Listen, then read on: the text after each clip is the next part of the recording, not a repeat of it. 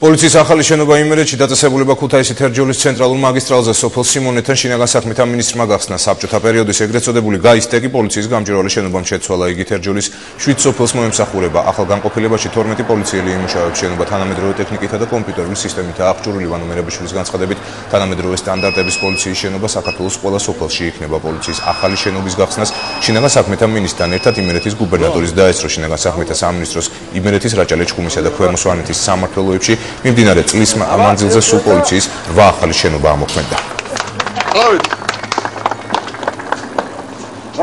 მარტო პოლიციის შენობები არ შენდება ამ რაიონში და ამ რეგიონში და ბევრი სახელმწიფო დაწესებულება შენდება, ბევრი კერძო დაწესებულება შენდება და